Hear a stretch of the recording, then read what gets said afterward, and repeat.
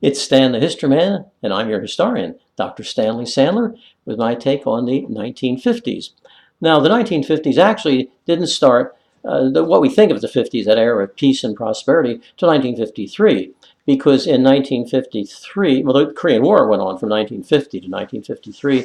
Then the armistice was signed on July 27, 1953. And also Eisenhower came into office in January of 1953, January 20th, inauguration date. And then a few months later, March of 1953, Joseph Stalin died, a death which many people welcomed. Now, after that, then we go into a period in which not a single American was killed in action, in battle, from 1953 until, well, I guess probably about 1961, the Bay of Pigs, that sort of thing. So you have it really, the stereotype of the 1950s is really not so much a stereotype. It really was that way. I would say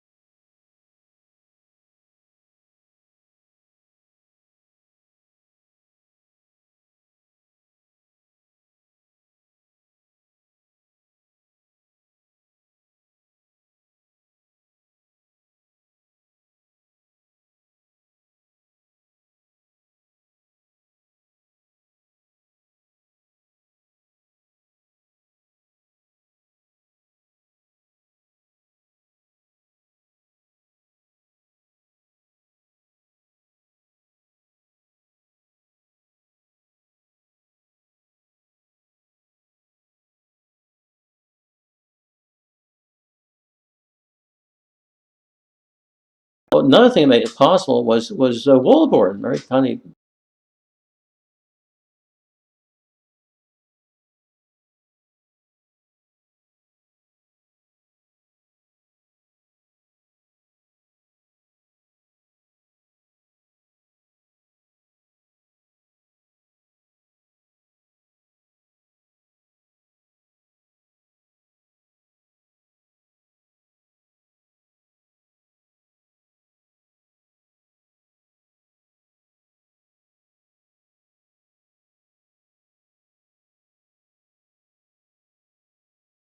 And the cloud on the interstate highway system was roads, at least the passenger railroads certainly. The freight railroads of the United States are about the most prosperous of the United States and maybe in the world. People don't realize that, but those mile-long freight trains that you get mad at when you get stuck behind or you at a crossing of money. All right, so Eisenhower was associated, it's called the Eisenhower Interstate Highway System, but many years later he was driving his retreat all to see that some of these big super highways are going right into the city, because they always thought they bypassed the city. What they found a lot to send these super highways right into their neighborhood, down through your front yard, whatever. So, but I didn't really want that. The thing that we say now is ruining cities. These massive noise and dirt and everything. So the other thing about the 50s would be, of course, the advent of like first was a months, and then that didn't work out so well. I'm not sure exactly. A Sears television, and it was $275. I mean, the real dollars at $275, something like $1,000. I think my parents had that kind of channels, and you no remote. You just go thunk, thunk, thunk for each of the channels that you wanted. And but a common misconception. Clear picture, just that the kinescope recordings, what they do is just kind of fasten a movie camera. It's a pretty bad recording. Even at the time, I remember saying this looked like a bunch of mashed potatoes thrown against, black and white TV. And those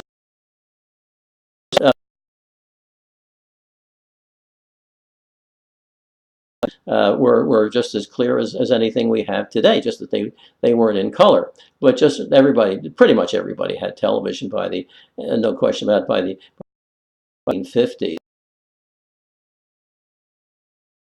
Had a draft in those days. Young men had to concern themselves, worry about if they finished college.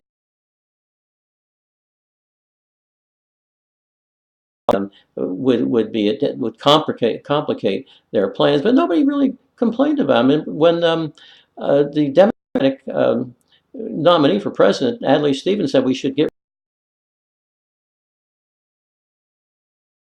We have to have it. Actually, nowadays most people say we shouldn't have any more atomic testing. And Richard Nixon, of all people, got rid of the draft. So, but that was one thing.